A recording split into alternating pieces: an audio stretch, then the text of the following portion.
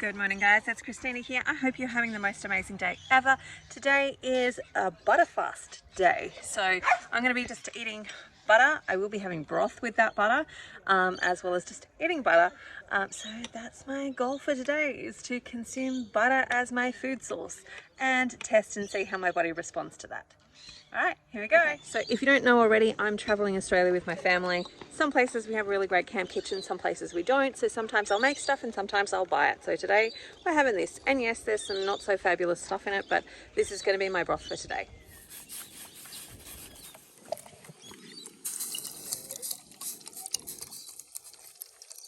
So Ben's going to join me. So I've got, well, he won't join me for the whole day, but he will join me for this portion.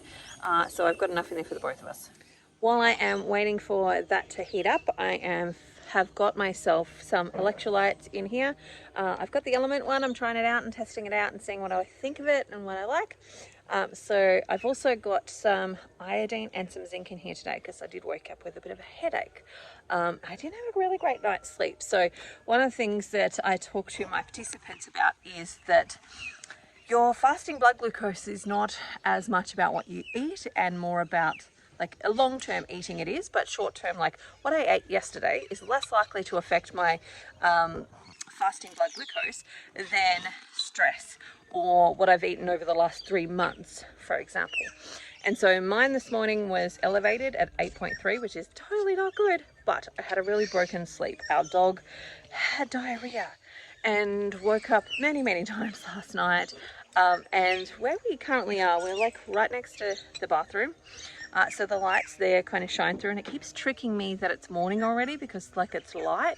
It makes me think that it's actually morning. So I haven't had the best sleep. Poppy's not playing. But Jeff... Okay, so these are quite substantial chunks. I'm actually just going to eat this one by itself. And then I'm going to put this into my broth. I won't put as much into Ben's because I'm sure he'll eat some other stuff. But I'll put a big chunk in there too. My cup is quite bigger than Ben's, just so you can see that as well. And then I've got a mix of like sea salts and stuff in here that I'll add to that. I might even put a little bit of pepper in there, but we'll see. It's cooking away.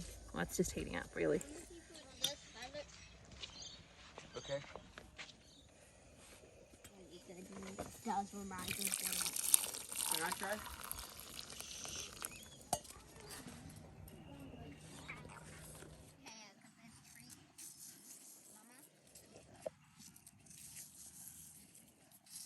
little bit of salt, pepper. I'm going to need to put you down to grind that, but there's my breakfast.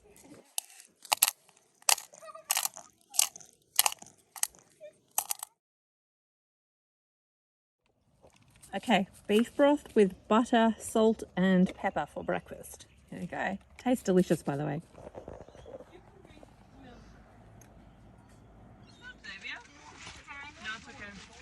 Hey guys, I'm just having something to eat, butter, because it's a butter fast day, remember? So I'm just eating some butter. Actually, once you get used to it, it's not that bad. Kind of is just like mind over matter. It's kind of like eating cheese.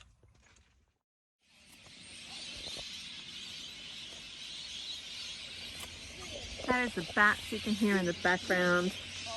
This is our beautiful sunset. You want to say hi, Chella? Hi. Okay, so it is dinner time and it's starting to get dark. So I'm just going to show this quickly what I'm doing for the last meal of the day for my butter challenge. Okay, so I have heaps of butter in here. That's what is left of my 250 grams of butter. Now, I've probably throughout the day eaten about 250 grams, maybe not quite. So that's what's left. Here's what's in the cup. And I'm just making some broth here. That's my kids' food. I'm just making some chicken broth, heating it up. I'm going to put it on top of the butter with some salt, and then that's going to be my dinner. And of course, I'm using the Campbell's chicken stock. It's not the best one on the market. There are much better ones on the market, but this is what I had available to me, and life is real. We have to live a real life, and we have to live with the things that we actually have. So I will let you know what my numbers are in the morning as to 2 hours after this, what my numbers were like, and then I'll tell you again what whether that's lasted overnight, like what my numbers were in the morning after this, and how that has done. So far, it's looking pretty good. So I did do my ketones at one point and my glucose at one point as well throughout the day. About kind of lunchtime-ish time is when I did it. And my blood glucose came right down because it was up this morning because, you know, I had a really crappy sleep and all the things. I've had a headache all day. So my blood glucose has come down. My ketones went to a 0.4, which is about as high as they've gotten so far on the 90-day challenge where I've tested and found. So we'll see what they're like after dinner. Fingers crossed. But it is looking kind of promising that butter is one of those things that's going to probably help me get my ketones up. So we will see, because we can see, I can see when I have done the beef and butter challenge day, when I did that fast for 24 hours, that ketones went up. My body responded quite well to that. It's a little bit challenging because mosquitoes. It's a little bit challenging because so used to having a bit more variety, but we will see how we go at this one and then off to the next challenges over the next couple of weeks. All right, talk to you in the morning. Good morning, guys. It is the day after the butter fast and I'm coming to report on how I did and what happened. So for me, the butter fast was actually the best result so far, barring things like the sardine fast. But in this 90-day quest of doing a fast each week and a different type of eating fast each week to test out what's actually benefiting my body and what's working well for me, as well as taking my participants through this process as well and helping them to unpack what's working well for them, what they need to adjust and tweak and so on. This week has been the best one. Now, my starting numbers were not good yesterday. So I did mention earlier in the video that, you know, where we're sleeping is right next to the toilet. So people who get up through the night to go to the toilet kind of, you know, that wakes me slightly. But it's actually more the light. And I wish I could turn the light off. And I thought about turning the light off. And I wish that they had one of those timed lights, like most places that we camp at, that you're near the toilet room. They actually have a powered on and off switch. So there's usually a sensor, or you press a button as you go in and it turns on the light, and then, you know, after a certain period of no movement in the space, the light turns off. And so I wish they had one of those because the light being on constantly through my tent makes me think the sun is coming up, and I wake up with sunlight. And so that's been a bit of a struggle. I might actually need to purchase one of those like things that you can put over your eyes at night just to help me sleep a little bit better, but I'm not sure whether I would actually sleep with that, because now I've got something on my face that might not help me sleep, but we'll see. I will just see how that goes. So I did wake up yesterday with a really bad headache because I'd been, you know, and also our dog had some diarrhea yesterday because she got into some stupid chocolate that my kids were eating, and she's like attracted to the things that are going to kill her. I swear she's probably human. Anyway, so she got up several times for diarrhea, and that of course disturbed my sleep as well. And this is generally what a strong constitution will do, is that once they're awake, and they'll find it hard to get back to sleep. So in the sense, what I mean by that is that, like, I don't do day sleeps. Like, I really struggle to have day sleeps as a strong constitution. So for me, my nighttime sleep is super precious. So I try and hold on to it as much as possible. Like, my husband can sleep during the day. I cannot. So if there's nighttime stuff to be done, I'm kind of usually going, you go, because I know that I'm not going to be able to sleep during the day. I can't catch up on that sleep any other time. The only time I can really sleep during the day is like I've literally passed out. I'm so exhausted. Like, I'm so exhausted that I'm literally passing out. That's when I can do day sleeps. And so I wake up with a headache, slightly migraine-y headache, not completely, but definitely on one side versus overall. Which is kind of defines things more as a migraine versus a headache. Anyway, so that meant that my blood sugar yesterday morning was 8.3 in Australian numbers. So if you're in the US and you're watching this, just times 8.3 by 18.2 and you will get what your US numbers are. And so 8.3 was my starting number, and I had 0.1 ketone present, which meant that my GKI starting yesterday was 84. And then I tested throughout the day as well. I was just kind of curious as to how I was going at around like lunchtime-ish. And my ketones came up to about 0.4 at around that time, and my blood glucose had come down.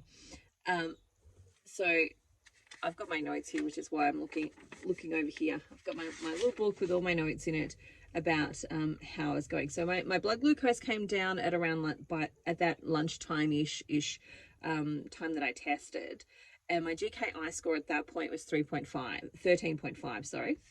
And then last night I tested, and so 2 hours after having my last like broth and butter thing that I had for dinner last night, I tested again, and it was 5.2, and my ketones were 0.7, which is the highest they've been so far in this journey.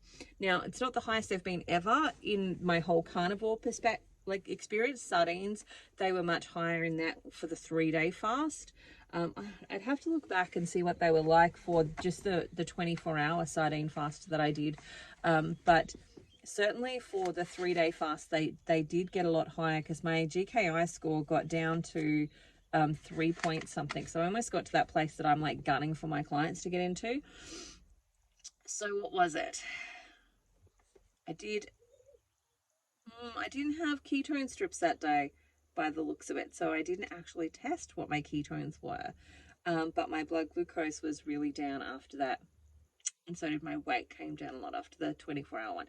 So I don't actually know, because I didn't have ketone strips, and this is a learning lesson for everybody. The more you test, the more you know. But I can tell you, with a 3-day, I did go and purchase some ketone strips on the last day of my sardine fast, my 3-day sardine fast, and my ketones got to 1.3, which is the highest they've ever been in this whole experience. So for the whole nearly 11 months, 1.3 was the highest that they got. And or when I've tested, and I've tested sporadically whenever I've had ketone strips, and you know, living the life that I'm living, sometimes that's a little bit harder to come by, just because not every chemist stocks them, and they're a bit more expensive when you buy them from a chemist. I usually buy them online, or I used to at home buy them online, because then I could buy them in bulk and I would get a discount and those types of things. But looking back through when I have had ketone strips, my ketones barely have gotten above a 0.3, except for with that sardine fast, where I definitely tested to see what they were doing. On day 3, I tested at the end of that fast. I was testing just to check, like, what's happening? How's my blood glucose going? What's going on with my ketones? And so my GKI score with that 3-day thing was 3.5. Now, if I continue to do the butter fast right now, I would suspect that my ketones are going to get higher, and my blood glucose is probably going to improve, all of that type of stuff. But that's not the point of doing this right now. That is the point of the second phase of this 90-day quest. The point of the second phase is actually to pick out the things that did the best, the things that helped me get the results that I want to get the most. Now, I was a little bit concerned, because my blood glucose was so high yesterday, that I wouldn't actually get a good reading in the evening, that my numbers wouldn't change enough during the day for the butter fast to actually give me a good reading. So I was going to take it on ratio, in the sense of like, how much did it drop? But my blood glucose was like 5.2 in the evening and 0.7, giving me a 7.4, which is the highest GKI score that I have gotten so far in this quest.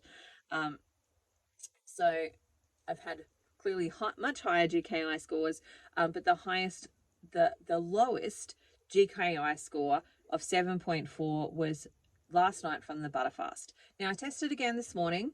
My numbers this morning were 5.1 fasting blood glucose and 0.4. So I hung on to some of those ketones overnight, giving me a 12.7 this morning for my GKI score.